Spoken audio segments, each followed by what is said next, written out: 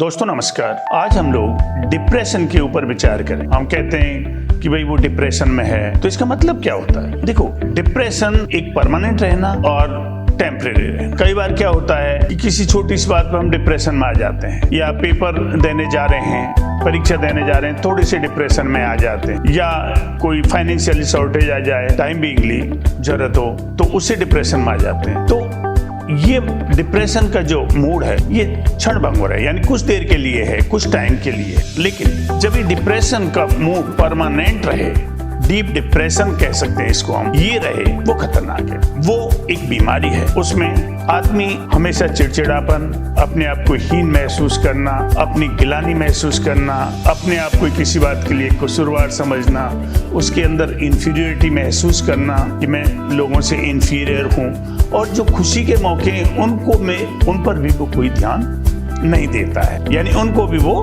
खो देता है। ये मूड उसका परमानेंट रहता है। इसमें उसको नींद नहीं आती है, एंजाइटी रहती है, कई बार बीपी रहता है, कई बार वो जस्ट रिवेंज टाइप का व्यवहार करता है। ये सारे लक्षण डिप्रेशन के हैं। डिप्रेशन में उसे भूख कम लगती है, नींद भी कम आती है, और वो कमजोरी महसूस करता है। कई बार तो वो सुसाइड करने तक का विचार बना लेता है। अब प्रश्न उठता है कि डिप्रेशन क्यों होता है, इसके मुख्य क्या कारण है? देखो, इसके दो कारण मेन हैं, बायोलॉजिकल और साइकोलॉजिकल। बायोलॉजिकल में क्या है, उसकी ब्रेन में कोई केमिकल चेंजेज आते हैं, या ब्रेन में कोई चेंज आता है। दूसरा, साइकोलॉजिकल में उसकी परिस्थितियां क्या हैं, इसे हम एनवायरमेंटल भी कह सकते हैं, साइकोलॉजिकल भी कह सकते हैं, या वो किस माहौल में रहे, क्या उसके ऊपर संकट आ रहे हैं जिससे वो डिप्रेस्ड हो रहा है। तो ये मेन दो कारण है। साइकोलॉजिकल में विपरीत स्थितियों में आदमी हमेशा नेगेटिव सोचना चालू कर देता है, और जब नेगेटिव सोचता है तो सारा कुछ उसको नेगेटिव ही दिखता है, कोई पॉजिटिव उसे या कोई ऊर्जा की किरण उसे नजर नहीं आता। ये महसूस करता है अब मैं कुछ नहीं कर सकता, अब तो मेरे हाथ से ये चीज निकल गई, या मैं इस लायक नहीं हूँ, ये सब मेरी वजह से ही हुआ है। ये सब डिप्रेशन का शिकार। डिप्रेशन में वो आदमी जल्दी जग जाता है, घूमता रहता है, फिर इधर उधर किसी से बात नहीं करता, दिमाग में उसके विचार चलते रहते हैं, उसका मूड हमेशा अपसेट सा रहता है। ये सारी डिप्रेशन की स्थिति आती है। डिप्रेशन में अब हम क्या करें जिससे कि हमारा डिप्रेशन खत्म? देखो, कुछ ऋषि मुनियों ने प्राणायाम को डिप्रेशन दूर करने का सबसे अच्छा तरीका बताया। डॉक्टर्स कहते हैं कि किसी साइकेट्रिस्ट से मिलना चाहिए या न्यूरोलॉजिस्ट से मिलना चाहिए, जो इसके कारणों को वो ढूंढकर इस बीमारी को दूर कर सके और प्रॉपर दवा दे सके। एलोपैथी में बहुत दवाएं हैं, आयुर्वेदिक में भी कहते हैं, होम्योपैथी में भी कहते हैं। होम्योपैथी में काफी अच्छी दवाएं हैं जिनका हम डिप्रेशन दूर करने के लिए उपाय कर सकते हैं। क्यों?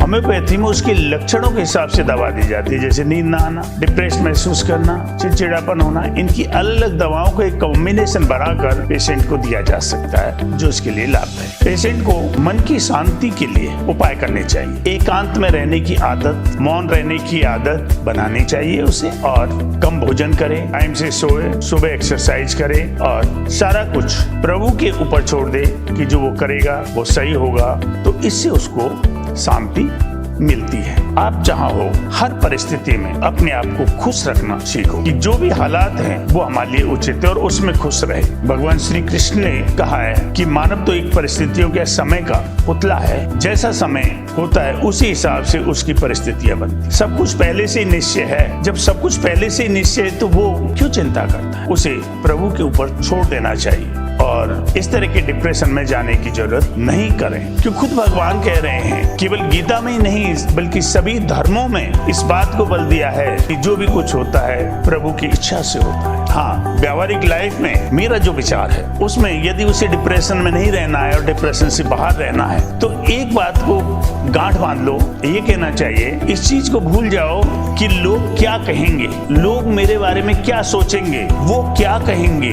अरे भैया, तुम दूसरों के बारे में वो क्या कहेंगे, क्या सोचेंगे, उन पे ध्यान दोगे तो तुम कभी खुशी नहीं रह सकते। भगवान भी हर आदमी को खुशी नहीं रख सका। तुम्हारी अपनी जिंदगी है, कितने जन्मों के बाद में ये पुरुष जिंदगी मिलती है, और उसमें भी तुम अपनी खुद की आइडेंटिटी को खो देते हो कि वो क्या कहेंगे। अरे तुम खुद हो, तुम अपने आप में एक एक इंडिपेंडेंट आत्मा हो, संपूर्ण हो, तुम प्रभु का अंश हो, तुम अपनी तरह से मस्त होकर जियो, मस्त होकर चलो। जो कुछ हो रहा है ठीक हो रहा है, जो भी होगा अच्छा होगा। इन परिस्थितियों से घबरा के डिप्रेशन में जाने का कोई फायदा नहीं। थैंक यू दोस्तों, थैंक यू।